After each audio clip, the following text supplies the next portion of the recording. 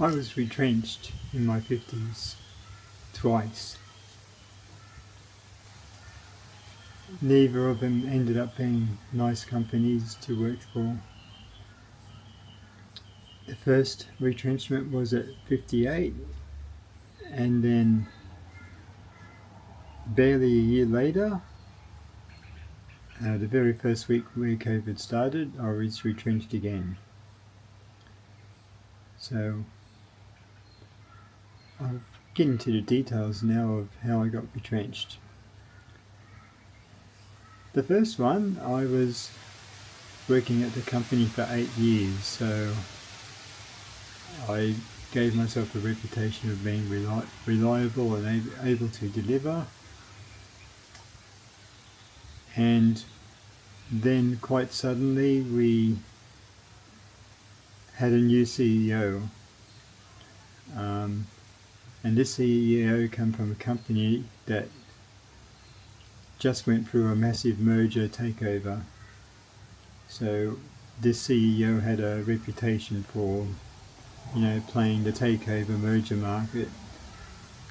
So quite quickly it became evident that this person was only interested in setting up the company I was working for as an acquisition, so he could make a nice hefty fee for himself at the expense of hundreds of workers. So first off, I must say that the company I worked for was one of the largest IT recruiters in Australia. They had hundreds of IT staff. So this company was not suffering financially, and they were running a good profit. So the reason for the retrenchment had nothing to do with waning profits or shrinking markets or anything like that. In actual fact, the markets were growing. So it was all about making the company more attractive for a takeover and having the company take over, acquire the jobs of the existing staff. So that's how that happened.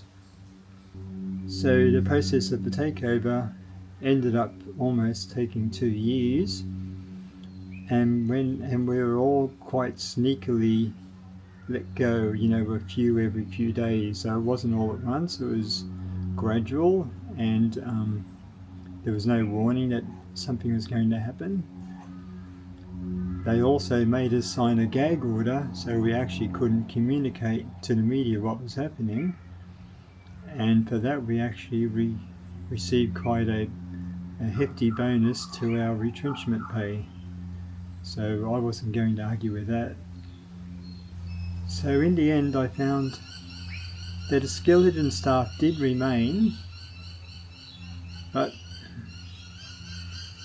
the staff that remained wasn't indicative of their abilities or being the best workers or anything. It was more the people who stayed were the ones who brown-nosed the best, basically.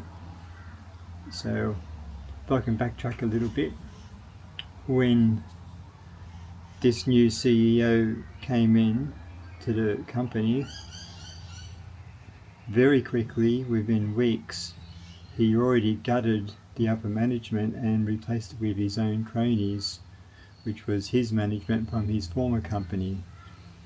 So, and their managers and their peers were very much selected to go with their strategy and to abide by them. So all of a sudden we had new team leaders, new managers above them. A lot of them didn't even have any IT experience at all, and they were just shocking. They were terrible. But they had one good thing, is they were very good cronies and they did exactly what the CEO wanted. So those are the type of people that survived the takeover. And I'm no brown noser, so I got let go, which was kind of crushing at that age. This was 6 years ago and I'm still basically unemployed. So that shows you how life-changing this is when you get retrenched as an older person. So anyway, after all that, I got retrenched. I got another job. I passed their exam. A lot of IT places like to give you tests. They think you useless unless you pass their little test. That's another story. But anyhow, I got employed with them, and then about 5 months into that, my father died, and then I ended up having to be the executor of a will, and I found that entire process extremely stressful and life-changing. And when I came back to work, I must admit my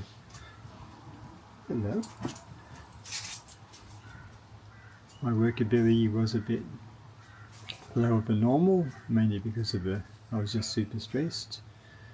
And the company I worked for, their reward was to let me go because I wasn't productive enough.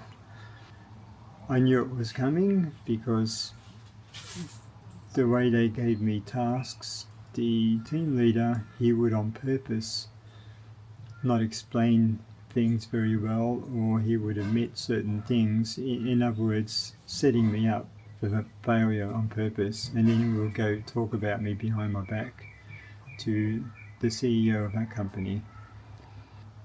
I knew it was coming, and then one day I got called in. I knew what it was going to be, so I already had prepared all my speech, and I already had prepared all the little details on what this person had been doing to me to set me up for failure.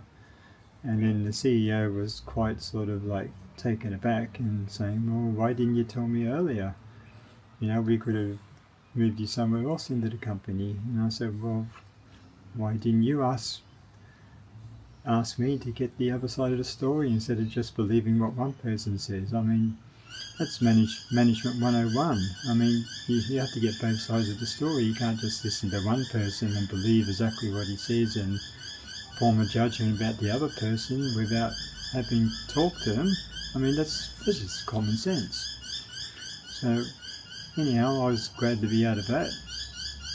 I didn't really get any compensation from that place, and I got let go from that place the very week that COVID started. So I was unemployed for at least a year after that. So that's about 5 years ago now. So at the moment I'm working jobs that are well below my ability and well below my pay grade, and only 5 hours a week. So that's about all I can manage at the moment. So I'm slowly sinking into more and more debt, so things are not looking good. So I'm trying my hand at YouTube now, so I'm trying lots of different things. I've made some websites, I've tried doing some businesses that way. I'm finding it all quite hard because there's just so much competition, and even though I can program a lot of things, I'm terrible at marketing. So I guess that's where my big fallover is trying to sell myself. So that's it for now. I hope to come up with another story about my work history in the next video. Catch you all later.